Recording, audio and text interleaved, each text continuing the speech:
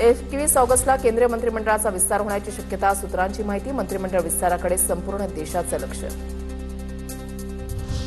मुख्यमंत्री देवेंद्र फडणवीसांनी पंतप्रधान मोदींची भेट घेतली. राज्यातील विकास प्रकल्पांबाबत भेट घेतल्याची फडणवीसांची माहिती. महाराष्ट्राला भक्कम पाठिंबा दिल्याचं म्हणत मोदींचे आभार मानले. माझ्यावर महाराष्ट्राची जबाबदारी, मी इथेच राहणार. दिल्लीमध्ये पंतप्रधानांच्या भेटीनंतर मुख्यमंत्री फडणवीसांचा पुनरुच्चार. रिकामटेकड्या लोकांना माझ्याविषयी चर्चा करायला आवडतात, फडणवीसांची टीका. आपण विरोधात आहोत, जोमानं काम करायचं, शरद पवारांनी विधान केल्याची सूत्रांची माहिती. कुणीही संभ्रमात राहू नका, संघटन वाढीसाठी काम करून तरुणांना सहभागी करून घेण्याच्याही पवारांनी सूचना केल्याची सूत्रांची माहिती. वायबी चव्हाण सेंटरमधल्या बैठकीत पवारांनी सूचना केल्याची माहिती. शरद पवारांनी बैठकीमध्ये कोणत्याही सूचना दिल्या नाहीत, पवारांनी फक्त नेत्यांचं ऐकून घेतलं, सुप्रिया सुळेंची माहिती. भाजपची नवीन राष्ट्रीय कार्यकारिणी जाहीर, 13 उपाध्यक्षांची नियुक्ती. महाराष्ट्रातून भारती पवार यांची उपाध्यक्ष म्हणून निवड. विनोद तावडे, पियुष गोयल, स्मृती इराणी यांना ही संधी. शिवसेनेचे वाशिमचे खासदार संजय देशमुखांना सुप्रीम कोर्टाची नोटीस. अरविंद सावंत आणि 6 खासदारांच्या बंडखोरी विरोधात याचिका दाखल केली होती. 31 ऑगस्ट रोजी सकाळी 10:30 वाजता सुनावणी होणार. सुनावणीला हजर न राहिल्यास अनुपस्थित सुनावणी होणार, कोर्टाकडून नोटिशीमध्ये नमूद. प्रत्येक लाडक्या बहिणीला वाटतं शिंदे पुन्हा सीएम व्हावे. सीएम म्हणजे कॉमन मॅन, हे शिंदेंनी मुख्यमंत्री असताना दाखवलं. शिवसेनेच्या राज्यसभेच्या खासदार ज्योती वाघमारेंचं विधान.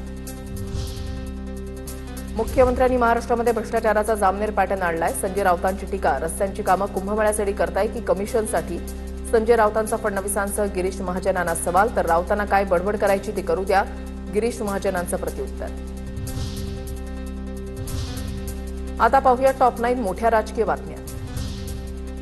ओबीसी मंत्र्यांची गोंडस मुलं आणि पैसा पाहून मराठा मुली त्यांच्या घरामध्ये घुसतात. मराठा समाजाच्या तरुणींबद्दल नवनाथ वाघमारेंचं संतापजनक विधान. नवनाथ वाघमारेंच्या विधानानं नवा वाद पेटण्याची शक्यता.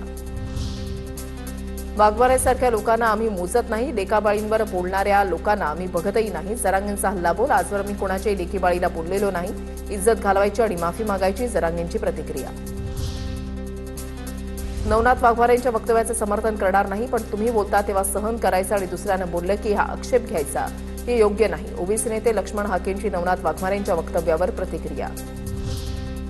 नवनाथ वाघमारेंवर गुन्हा दाखल करून चालणार नाही, त्यांना डांबून ठेवलं पाहिजे, त्यांचे कान फोडले पाहिजेत, प्रवीण दरेकरांची प्रतिक्रिया. नवनाथ वाघमारे नांदेडमध्ये आल्यास तोंडाला काळं फासणार. वाघमारेंच्या संतापजनक विधानावरून नांदेडमध्ये मराठा महिला आक्रमक. वाघमारेंच्या विरोधात नांदेडमध्ये सकल मराठा समाज महिलांकडून मोर्चा. सोलापूरच्या म्हाडामध्ये नवनाथ वाघमारेंच्या विरोधात घोषणाबाजी. मराठा समाजाच्या मुलींबद्दल केलेल्या वक्तव्याचा म्हाडामध्ये निषेध. नवनाथ वाघमारेंवर गुन्हा दाखल करण्यासाठी मराठा समाज आक्रमक. आधी मुंबईच्या मग काम, तरच मराठ्याला देशामध्ये मान. जरांगेंचं मोठं वक्तव्य. जरांगेंकडून मुंबई जाम करण्याचा इशारा. 70% मराठ्यांची मुंबईला जायची इच्छा. जरांगेंची प्रतिक्रिया. तर जरांगे वेगळं काहीतरी निर्माण करू पाहत आहेत. लक्ष्मण हाकेंची टीका. जरांगेंचं कृत्य लोकशाहीसाठी घातक, हाकेंची टीका. 1 सप्टेंबरला ओबीसींचा मुंबईमध्ये मोर्चा. ओबीसींचं 1 सप्टेंबरचं आंदोलन महाराष्ट्रातच नव्हे तर देशभरात रेकॉर्ड ब्रेक होईल, हाकेंची प्रतिक्रिया.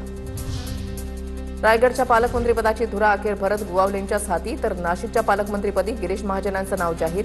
रायगड आणि नाशिक जिल्ह्यांना अखेर पालक मिळाले. आता पाहूया टॉप 9 राजकीय बातम्या.